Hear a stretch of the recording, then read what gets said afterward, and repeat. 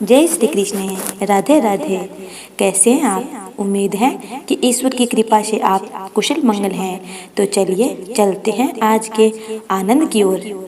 पौराणिक कथा के अनुसार दक्ष प्रजापति की सभी पुत्रियां गुणवती थी, लेकिन फिर भी दक्ष के मन में संतोष नहीं था। वे चाहते थे उनके घर में एक ऐसी पुत्री का जन्म हो जो सर्वशक्ति संपन्न हो। इसी बात को विचार करते हुए उन्होंने पुत्री के लिए तप करना शुरू कर दिया। तप करते करते अधिक दिन बीत गए तो भगवती आद्याशक्ति ने प्रकट होकर कहा, मैं तुम्हारे तप से प्रसन्न हूँ। तुम किस कारण तप कर रहे हो? दक्ष ने तप करने का कारण बताया तो माँ ने कहा, मैं स्वयं पुत्री के रूप में तुम्हारे घर में जन्म लूंगी और मेरा नाम सती होगा।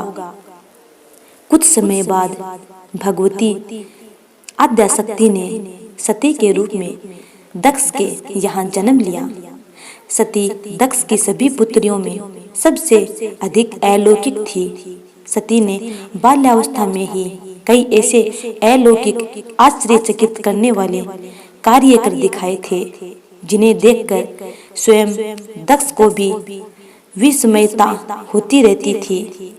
लेकिन जब सती विवाह योग्य हुई तो दक्ष को उनके लिए वर की चिंता होने लगी। उन्होंने ब्रह्मा जी से इस विषय में परामर्श किया। ब्रह्मा जी ने कहा, सती तो आद्याशक्ति का अवतार है। आद्या आदि शक्ति और शिव आदि पुरुष हैं। अतः सती के विवाह के लिए शिव ही योग्य और उचित वर है। लेकिन दक्ष को शिव कुछ पसंद नहीं थे। उनका कहना था कि वे हमेशा गले में सांप और शेर की खाल पहने घूमते रहते हैं, लेकिन सती की जिद के कारण उनको मानना पड़ा। अंत में सती का विवाह भोलेनाथ से संपन्न हुआ। एक बार देवलोक में ब्रह्मा ने धर्म के निरूपण के लिए एक सभा का आयोजन किया और वहां सभी बड़े बड़े ऋषि और देवता शामिल हुए। जब सभा में दक्ष का आगमन हुआ तो सभी देवता उठकर खड़े हो गए, पर भगवान शिव खड़े नहीं हुए। उन्होंने दक्ष को प्रणाम भी नहीं किया। दक्ष ने इस बात का बहुत बुरा लगा।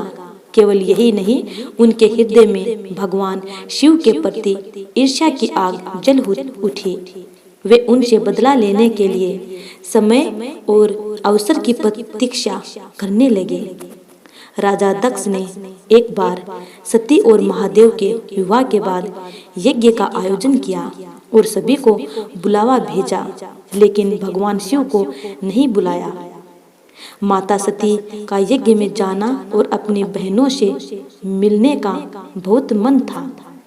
देवी ने भगवान से वहां जाने की आज्ञा मांगी, किंतु भगवान ने वहां जाने से मना किया कि अभी वहां जाना ठीक नहीं है। लेकिन माता नहीं मानी और हट करती रही। अंत में भगवान ने उन्हें जाने के लिए भेज दिया और साथ में अपना एक गण भी भेजा, जिसका नाम वीरभद्र था। जब सती अपने पीहर पहुंची तो राजा दक्ष ने उनके पति शिव के बारे में बहुत कटु और अपमानजनक शब्द कहे, लेकिन देवी सती काफी समय तक मौन रही। कुछ समय बाद सती ने यज्ञ मंडप में सभी देवताओं के तो भाग देखे, किंतु भगवान शिव का भाग नहीं देखा। वे भगवान शिव का भाग न देखकर अपने पिता से इसके बारे में कारण पूछा तो दक्ष ने कहा कि मैं तुम्हारे पति शिव को देवता नहीं समझता। वह तो भूतों का स्वामी है, नग्न रहने वाला और हड्डियों की माला धारण करने वाला है। वह देवताओं की पंक्तियों में बैठने योग्य ही नहीं है।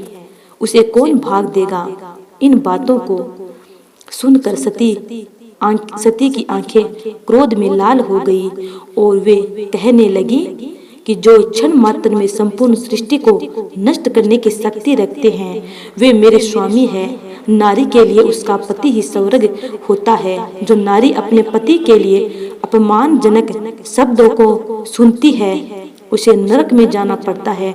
मैं अब एक क्षण भी जीवित रहना नहीं चाहती। सती अपने कथन को समाप्त करती हुई यज्ञ के कुंड में कूद पड़ी। जलती हुई आहुतियों के साथ उनका शरीर भी जलने लगा। ये सब देखकर वीरभद्र ने क्रोध में आकर दक्ष का मस्तक काटकर फेंक दिया। जब यह बात भगवान शिव के कानों में पड़ी तो वे प्रचंड आंधी की भांति कन खल जा पहुँचे। सती के जले हुए शरीर को लेकर भगवान शिव ने अपने आप को भुला दिया। सती के प्रेम और उनकी भक्ति ने शंकर के मन को व्याकुल कर दिया।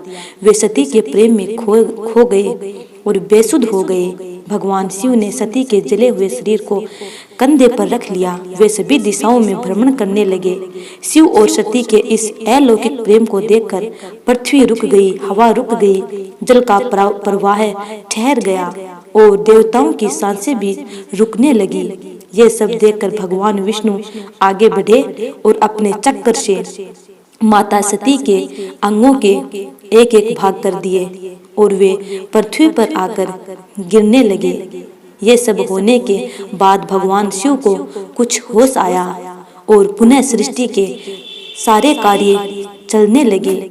माता सती ने भगवान शिव को दर्शन दिए कि मेरा पुनर्जन्म होगा हिमवान के यहाँ और मेरा नाम पार्वती होगा। उस जन्म में मेरा आपके साथ विवाह होगा। इसके बाद हिमवान के यहाँ माता पार्वती के रूप में माता सती पुनर्जन्म लेती हैं और जिनका विवाह भगवान शिव से होता है। इस प्रकार आदि शक्ति और भगवान शिव का पुनः मिलन होता है। उम्मीद है कि आपको ये वीडियो अच्छी लगी है। यदि अच्छी लगी है तो लाइक कमेंट जरूर करना। आने वाली वीडियो का इंतजार करना। तब तक के लिए जय श्री कृष्ण, राधे राधे।